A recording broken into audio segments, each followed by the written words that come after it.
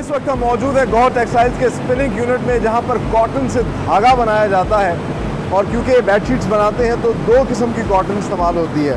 एक तो ये नेचुरल कॉटन और दूसरी मैन मेड कॉटन, जिसको पॉलिएस्टर भी कहा जाता है। तो कॉटन की बेल्स को सबसे पहले जो है यहाँ पे रखा जाता है और इस सेक्शन को ब्लो रूम कहा जाता है, जहाँ पर इन मशीन्स के ज़रिए ना सिर्फ ये मशीन इस कॉटन की बेल्स को खोलती है, इनको सक करती है और इसमें जो कंटेमिनेशन आप देख रहे होंगे, इस कंटेमिनेशन को भी अलग करती है और साफ़ कॉटन को जो है अगले सेक्शन में यानी कि कार्ड की तरफ भेज देती है। तो आइए आपको वो दिखाते हैं।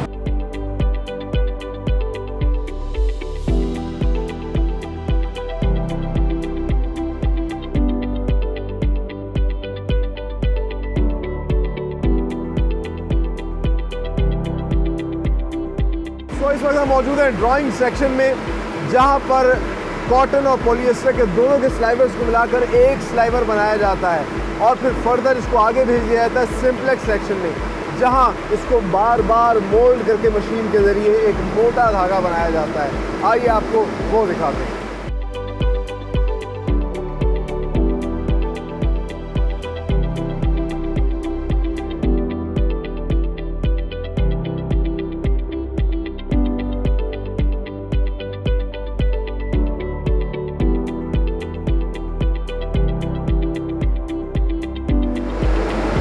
तो ये है सिंप्लेक्स सेक्शन, जहाँ पर मोटा धागा जो है उस स्लाइवर के ज़रिए बनाया जा सकता है। आप देख सकते हैं कि ये इस मोटे धागे में इसको तब्दील कर दिया गया है, इसको रोल किया जा रहा है मोल्ड कर करके। लेकिन अभी धागा तैयार नहीं हुआ, फाइन धागा तैयार होता है रिंग सेक्शन में जाके, जहाँ पर धागे को स्ट्रेंथ दी जाती है, उसके काउंट का जो है वहाँ पर अंदाज़ा लगाया जाता है कि किस काउंट का धागा होगा। अब आपको रिंग सेक्शन दिखाते हैं, जहाँ पर बहुत ज़्यादा शोर होगा। आइए मेरे साथ।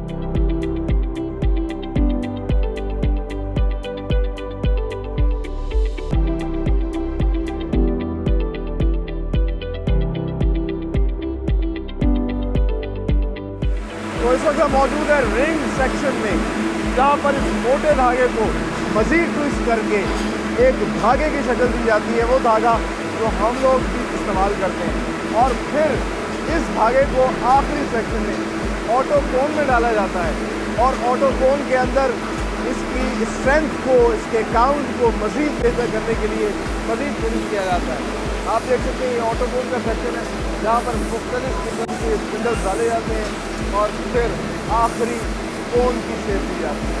और इसके बाद इन कोन्स को आगे भेज दिया जाता है वीविंग सेक्शन में, जहाँ पर कपड़ा तैयार किया जाता है। आइए अब आपको वीविंग सेक्शन में लिए करते हैं।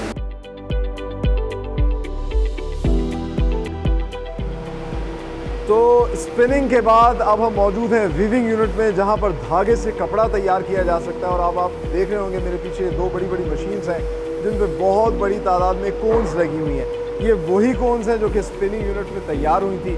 यहाँ पर आते साथ ही सबसे पहले ये वार्पिंग सेक्शन है। वार्पिंग सेक्शन के अंदर छोटी छोटी कोन्स को बड़ी तादाद में जमा करके एक बड़ी कोन आप कह लीजिए बना ली जाती है। मतलब छोटे पैकेट से एक बड़ा पैकेज बनाया जाता है, जिसको बीम भी कहा जाता है, और वहाँ पर इसको किया जाता है। ये इस मशीन के ज़रिए आप देख सकते हैं तकरीबन इस पर 800 कोन्स एक साथ लगी हुई हैं और 800 कोन्स को फिर ये एक बंडल में जमा करते हैं। इसको आगे भेजते हैं साइजिंग सेक्शन में। साइजिंग सेक्शन में धागे की मजबूती जो है स्ट्रेंथ बढ़ाई जाती है। वो किस तरह होती है आइए आपको वो भी दिखाते हैं।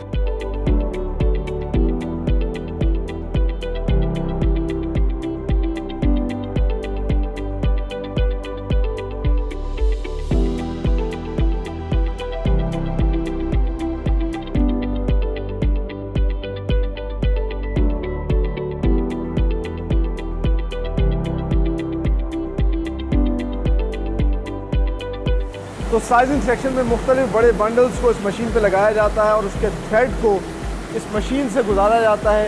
एक केमिकल इस पर अप्लाई किया जाता है, जिससे इसकी स्ट्रेंथ बढ़ाई जाती है। आप देख सकते हैं ये केमिकल जब इस पे लगता है, साथ ही ऊपर ड्राई भी हो रहा होता है। एक ही प्रोसेस में केमिकल भी लग रहा है, ड्राई हो रहा है और फिर ये एक बड़े बंडल की शेप में आ जाता है, जिसके बाद एक मजबूत धागा जो है वो कपड़ा बनाने के लिए बिल्कुल तैयार होता है। आप देख सकते हैं ये बड़ा बंडल तैयार हो रहा है।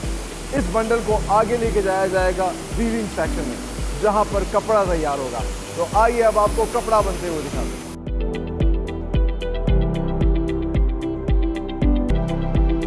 इस वक्त हम मौजूद है प्रोसेसिंग यूनिट में, जहां वीविंग यूनिट में जो ग्रे कपड़ा तैयार किया जाता है, उस कपड़े को थान की या बंडल्स की सूरत में यहाँ ट्रांसफ़र किया जाता है। यहाँ सबसे पहले तो मैनुअली उन बंडल्स को खोल के स्टिच किया जाता है और बड़े बड़े रोल्स में कन्वर्ट किया जाता है। फिर उन रोल्स को सिंजिंग और डिसाइजिंग के प्रोसेस से गुजारा जाता है। सिंजिंग के प्रोसेस में आग के ज़रिए जो कपड़े के ऊपर बुर होता है उसको जलाया जाता है ताकि कपड़ा फाइन हो जाए, स्मूथ हो जाए। और फिर उसके बाद डिसाइजिंग की जाती है, यानी कि पहले जो साइजिंग करके धागे की स्ट्रेंथ बढ़ाई गई थी, उस केमिकल को रिमूव किया जाता है ताकि वो ह्यूमन बॉडी के लिए हार्मफुल ना रहे।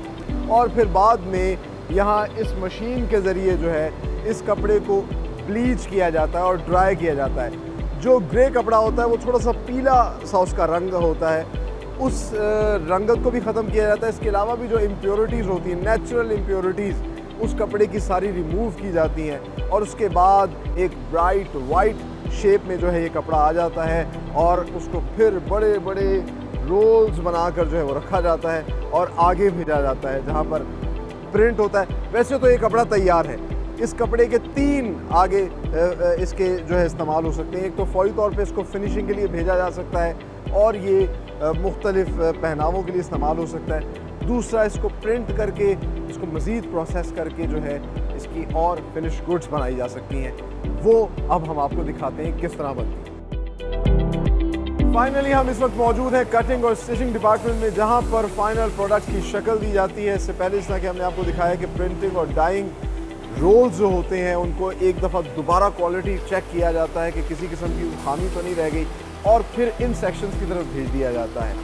मेरे पीछे आप देख सकते हैं कि ये क्विल्ट्स बन रहे हैं। इस मशीन में कपड़ा रखा जाता है और उस कपड़े को ऊपर और नीचे दोनों साइड से रखकर उसके कॉर्नर्स को स्टिच किया जाता है। क्विल्ट की एक शेप दी जाती है और फिर वो जो फाइनल शेप निकलती है उसको फर्दर आगे भेज दिया जाता है, जहाँ पर बटन्स लगाकर क्विल्ट्स, पिलोज, इस तरह की चीज़ें जो है तैयार की जाती हैं। इसके अलावा जो फाइनल कपड़ा बचता है उसके रोल्स को लेके जाके उसके बंडल्स बना के उनकी मशीन्स या मैनुअली कटिंग करके बेडशीट्स भी बनाई जाती हैं। बेडशीट्स का इनर जो बेडशीट होती है वो भी बनाई जाती है। तो ये सब चीज़ें जो हैं इस प्रोसेस के बाद बिल आखिर अपनी फाइनल शक्ल में आती हैं।